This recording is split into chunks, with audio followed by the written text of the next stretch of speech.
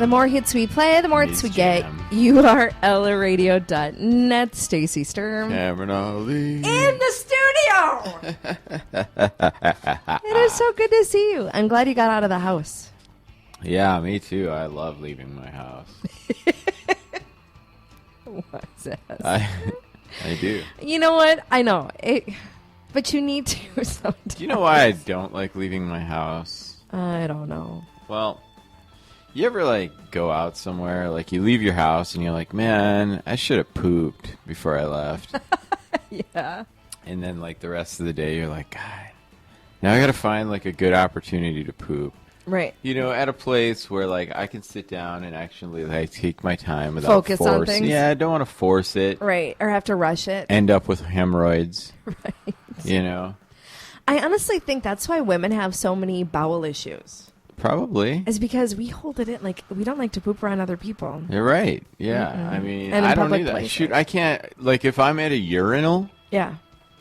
and, you know, going, Doing your thing. somebody walks in Yeah. midstream, I'll stop and clamp up. What? I have no clue. It's a mental thing, I'm guessing, but Wow.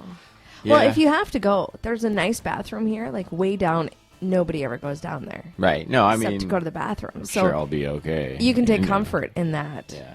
But, you know, it's that thing. Like, you're out with your friends. Yeah. It's Friday night. I know. And all of a sudden, you're Every like, place you go is going to be crazy busy. Yeah, and you're people like, are waiting in line. damn it, why didn't I poop before I left? I know. You know, because then, like, you got to, not only do you have to, like, wait for the opportune time, Right. then when you're in there going, Yeah. right, like, you know, there's this part where you got to, like, wipe your butt. You know what I'm saying? Yeah. And it's a lot of stress when somebody's, like, waiting to get in there. I know. And actually and then you worry about, like, oh, is it going to smell? Are they going to know it's me? And then I don't want to walk out and have everybody know that I just pooped. Right. And it's, Even though everybody else does it. everybody poops. There's a whole book about it, but still, it just doesn't make you feel better. One of the places I go all the time to have beverages, very wonderful, classy place, has one bathroom. Yeah. Like a gas station. Only Yeah. one person can go in at a time. Right. And up at Luft. So then the problem is, like, if it's busy, which it is busy all the time, Thursday, Friday, Saturday, Wednesday, Thursday, Friday, Saturday, Right. then people are waiting in line to use it. Yeah. So you got the pressure of that because there's just the one. But then you don't want to open up the door and people are like, oh my God. Holy, what died in here? Yeah, so you just don't. You just don't do that. That's you don't another go there. thing. Like, you're trying to go, right? You're trying to, like, just do it. Do your Yeah. thing. And somebody's, like, knocking on the door, like, trying to open it. I know. Can you not tell? It's locked, dude. It's You walked locked. up. Like, no, it didn't get locked on accident. Right. There's more than likely somebody in there. And why do we think less of Dropping the somebody deuce. when they open up the door and they come out and it, like, smells in there? Why automatically do they drop, like, all sorts of points in our book? Right. It should not be that way. Like, We could have shouldn't been be the guy so before you. judgmental. It absolutely could have. Yeah. Even if it's not, why does the stench make them worse? It could have been the guy before you. It and could. you were in there being like, oh. Oh, I know. And so then you almost want to say, if that does happen, I hate that when that happens. You open up the door and you're like, oh, God. Because then you have to go in there and you know the next person after you is going to think you did it. So you almost feel like you needed to give a disclaimer when you walk out, like, wasn't me. Right. It wasn't me. One of my problems is that I always miss the toilet. And so then, you know, like, let's say they're running low on Liar. toilet paper or paper towels. Yeah. Cleaning up is just hard, you know. I miss the That's why I wear like 2-3 shirts. Because, but you know, try to flush a t-shirt. So then I carry scissors so I can cut it into little pieces, and I'm in there a lot longer because then I gotta flush it piece So by there's piece. even more pressure. Yeah, you know. Or you could just throw the t-shirt away. Yeah, you could do that. I think that's probably best. Next time, don't cut it up and then flush it in individual And then I dump pieces. some enzyme stuff in there so it eats the t-shirt away. And oh, I tell you what, stresses of life. Huh? It is. I tell you what. See, it is so great when you come in. So are you, you know, I was following the Facebooks this weekend. Mm-hmm. And are you joining the ranks of Wilford Brimley? No, I'm okay. I don't have the diabetes. You don't have diabetes? Diabetes. Well, okay, crazy story. Friday, I finally break down and I go into the walk-in. Right. Because I've had, like, really bad pain, like, right here on either side. We were talking about this on Friday, like, right around my kidneys. Yeah. And so on Wednesday, it was so horrible, like, I couldn't sit. It was so uncomfortable. I just had to stand the whole day. And then Thursday was still pretty bad. And then Friday a little bit better, but I thought something's still not right. I should go in. Mm-hmm. So I go in there, and I'm thinking, urine sample, kidney infection, give me my antibiotics, gonna go home. Right. No. So I get there, and Dr. Starr, it's honestly his name. He's adorable. Dr. Starr, he puts me on the table. No. His parents were hippies. He puts me on the table, feels me up a little bit. Heck yeah, he did. Yeah. I'm like, I actually came in for kidneys. Yeah. Not a breast exam, but whatever. I don't want to be pregnant. But I don't want to tell you to stop because that's not what the pain is. But right, yeah. Hey. But yeah, so he's like, huh? I'm like, well, that's not good. He goes, sometimes you can feel kidney cancer. I'm like, this is not a good way to start the conversation. Thanks, dude. Yeah. He goes, no. All of a sudden, you're like writing your will. He goes, no, I'm just telling you. What am I going to do with my kids? That's what I'm checking for. He says, actually, he goes, I'm going to have you do a urine sample, and then we'll see what happens. So he sent me downstairs, did the urine sample. We come back up, and he goes, well, the good news is it doesn't look like you have any stones or any signs of infection, but the bad news is you are spilling sugar. Like, your urine could be a candy bar, for crying out loud. There's a lot of sugar in there. I need to send you down for some blood tests because now I'm worried your kidneys aren't processing all that the sugar. drinking, dude. I'm worried your kidneys aren't processing the sugar because you could have diabetes. Diabetes. What? Right. He goes, yeah. He goes, when's the last time you had blood work? I said, actually, I got roofied back in June. He's like, here you go. Here's a story for you, Dr. Starr. And right away, he's looking at me. Maybe like, you saw me on the news. I was talking about my experience. He goes, well, looking at the blood work, it doesn't look like it's anything too crazy, but it does look like your blood sugar is a little bit high.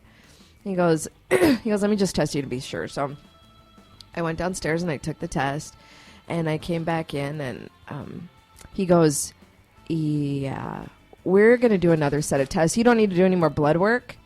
He goes, but we're going to take a biopsy of your kidney. he goes, we're just going to use some of the vial, the rest of the vial that you have, but I need to run additional tests. You got to go home. This guy's got a total urine fetish. I'm like, what's going on? There's no more fluids I can turn over to you right now, Dr. Starr. So he sends me home. He goes, this will be probably about 2 hours, so I'll give you a call tonight. And if with your results, and if you don't hear from me tonight, you're gonna die. Then I'll talk to you on Sunday.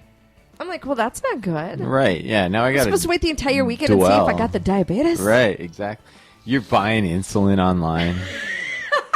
I'm checking my blood sugar. Where do I put these out. shots in my stomach? Or what do I do? You're ordering that thing where it pricks your finger? Oh, my God. So then, and the funny thing is, back in 96, I remember it was my senior year in college. They tested me for diabetes, too. Mm-hmm. So I'm thinking, shit. Yeah. This isn't good. But I try not to think about it the whole entire weekend, only about half of the weekend. Yeah. Because he didn't call Friday. Enough to write a paragraph on Facebook. Begging for prayers. You're like, please pray for me. I did not. I said positive thoughts. Lord, come down and save me. It was positive. When really, you just have to accept it. It's what God wants. Well, actually, it's funny because then I went to church on Saturday night. Use some holy water, and all of a sudden, guess what? No. Diabetes free. No, but the sermon Saturday was... If you have diabetes. You need to have some faith. If you're going through a tough time, you just need to have some faith that thing isn't going to work out okay. And I don't know if you know this, but I've gone through a really tough time the past couple months. really has sucked. Yeah, me too. Really man. sucked. We've had a bad run of luck. So I'm like, yep, you know what? I'm gonna have faith that it's all gonna be okay, and I'm not gonna worry about it. I'm not gonna stress out about it. Mm-hmm. And sure enough, he called me Sunday morning and said, "Nope, it looks like your tests are okay." I said, "Am I at least pre-diabetic? Like, did you make me worry for nothing this week?" And he goes, "No, you're not even pre-diabetic. You're in great shape." I've been tested for diabetes. What? When I had those blackout scenarios. Yeah. You know, they tested me. Mm-hmm. I don't have it. Still don't know why I was blacking out. Shoot, they did everything like drugs. to a heart cath and everything on me. You know what I mean? I was in the hospital for 4 days. Yeah. They made me a fall risk, right? So I had to lay in bed the whole time. If I had to go to the bathroom, speaking of bathrooms again, Then somebody had to take you to the bathroom. they had to get me up, walk me to the bathroom, then stand outside the door. I told you I have pee pressure. I can't awesome. do it. You know what I'm saying? Like, Yeah. and of course it's like some little hot nurse's aide. You know what? I'm getting dizzy. Can you hold this? So the 4 days I you was just shake there, it 5 times. I peed maybe once a day. You know, because it sucked. It was an ordeal. Yeah. Then, like, on the 4th day, I had my nice nurse. She was really nice. Yeah. And she was super cool with me, right? But she's threatening me with a catheter because I won't go. And I'm like, oh, hell no. Then let's go right now. Because I've been catheterized. That is not a fun freaking experience. Yeah. That's like taking a straw and jamming it in your wang, you know? Yeah. And then she starts putting her stethoscope to my lower abdomen, and she's like, "When's the last time you had a bowel movement?" And I'm like, Oh, no. "To be honest, I haven't gone poop since we've been here." I have a pooping thing. And I said, "Because I don't want you guys sitting outside the door." She goes, "Well, I'm sorry. That's what we have to do." She goes, "We're a freaking hospital. We're used to this. We clean poop out of people's butts, you know." I'm like, I get that, but I have some self-respect, you know? I'm like, it's bad enough when I just want to get up and stretch my legs that you guys have to come and strap me to this thing like a leash, basically, and walk me around the floor. Even doctors that don't know who I am are walking through like, what the hell is wrong with this guy, you know? So finally, she's like, it's the 4th day. I'm leaving that afternoon. And Yes. she's like, yeah, you're going to have to poop before you leave. And I'm like, I don't have It's to. like a nightmare scenario. Yeah, I'm like, I don't have to go. Because for one, they were giving me painkillers. And Yeah. everybody knows painkillers constipate you, you know? Yes. Mm-hmm. So I did. I dropped one little log. And then I'm told, don't flush. We have to look at it. They need to examine it. Right. So how much more This stress? is so degrading. Yeah, how much more stress do I have to have with this bowel movement? Not only do I have to do it with somebody sitting right outside the door, and then I have to be like, I'm done. I don't even know if I was supposed to get up to wipe, but I did, Well, yeah, I would have done the same thing. you know? And then, anyway, so then they looked at it, and I'm like, does it look fine? Is it okay? Yeah, they're like, it looks good. I'm like, thank you. So then I lay back down. And Have you ever had to collect like a stool sample from your kid? Not from my kid. it Something sucks. worse. Remember when I used to volunteer all the time for refugees? Yeah. So there was a long time ago when I was still in high school. Yeah. There was, or maybe like right after high school, like college, when I went to BSc here. There were a lot of Kurdish refugees after the first Gulf War. Mm-hmm. So they were coming over, and there was a family, real nice family, and I had to take them and translate for them. Okay. At the doctor because they didn't speak a lick of English, and they had 2 kids, and it was a wife and a husband. For one, they were living in refugee camps in Turkey for a really long time. Yeah. So they had lice. Oh God. Yep. Yeah. So then they, while we were at the hospital, they sent home these little vials for each of the family Yeah. that they needed to collect stool samples from each. Yeah. And they basically broke it down for me on how to do it. And I'm like, I don't even know these freaking people. And I'm gonna have to tell them now. I need to I'm grab like, your I'm poop. just the translator, for God's I sake. need to collect your poop. So I collected their poop, and of course they made me a wonderful Kurdish meal afterwards. But God, man, these are things I've repressed from my mind, and now. Couldn't you have just told them you need to save a sample of your poop? I'm sure they had to do it back in their home country at least once, right? I did, and they looked at me like, what the hell are you talking? Why? They're like, there's nothing. I'm like, well, you got to use this shampoo for one, because then I'm thinking I got lice. You know what I mean? Oh, my God. And you know what? The thing is, okay, at my age now, if I was to get lice, yeah, where the hell would I get lice? Only from a Kurdish refugee camp. So I haven't done a whole lot of refugee helping lately. My heart was in the good place then, but man, that was an experience. But your experience at the doctor, I had something similar when I went to UND. Yeah. So I'm out there. I'm on my own for the first time. Yeah.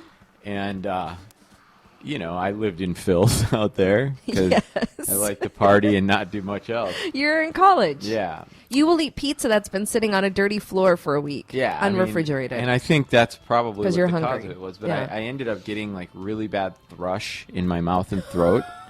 Really, really bad. It was terrible. Yeah. And so I'm calling my mom, what the hell is this? How do I clear this up? She said, Cameron, it's probably an STD. Yeah, here. So I go to the doctor because they're go to the doctor. So I go to the doctor and I'm like, yeah. And I'm it's making my throat sore and all this stuff like that. And I'm plus it's just disgusting, Mm-hmm. And the nurse is doing swabs and all this stuff like that. And then the doctor comes in. He's in with me for 5 minutes. I'm laying on the little bed thing with my shirt off and he's doing my vital type stuff. And I put my clothes back on, and he's like, well, it could be something small, just like a yeast infection of the throat. Sure. Or it could be HIV. And I'm not kidding you. He says that and then leaves. He's like, we need to test you. I'm afraid it could be diabetes. Right. So I'm thinking, and then okay, he left. Yeast infection of the throat, how the hell did I get that? And secondly, HIV, so I'm going through my head okay, what bitch did this to me, And so, I had to sit there with my thoughts for a while. So I went home, and I was waiting for the test results, and I called my parents, and I said, well, I might have HIV, Yeah. Then my dad was pissed. He wrote... He was mad. Well, he wrote a letter to the hospital and said, what the hell is that crap? Why is it all of a sudden HIV? I mean, before you say HIV, maybe really diagnose it, Yeah, don't even say that's a possibility until you've done a test on it. Do a friggin' test, and if it's HIV, tell me. But if it's not, just say it might be a yeast infection, and then we'll check out some other things. You're right. Yeah, I wish he hadn't said anything. Yeah. He just said, I need to do some more blood work on you. Right, so... Because I was all panicking. I'm sitting there, and the whole song from Philadelphia is going through my head. I'm like, what the hell? So that was my story. But I'm glad you don't have diabetes. I mean, even if you did, good. It wouldn't be bad. You might lose a leg or something. Lose a leg or hand or something. Yeah, an extremity. Could go blind. Well, it starts with gangrene in the toe, and then you cut that off, and if you didn't do it in time, then... It spreads. Yeah. You just got to take care of yourself, I know. Yeah. I'm like, are you serious? Because I finally have started eating better and working out. That's when you're going to get Drop it. some weight, that's when you get sick. You don't eat processed crap. Yeah, I should have just kept my diet of cheeseburgers. So much easier. Speaking of processed crap food, Yeah. my sister and I were talking this weekend when she was back Yeah. about extreme couponing. Love that. Yeah, how insane it is, right? How you can have I don't like $1,000 what you bill, get with it, but $1,000 bill, and then you're paying $90, And I said, I want to figure out how they do that. I just want to try it once, And she's like, it's like a full-time job, dude. She's like, you got to really we live in an area where you can't do it either.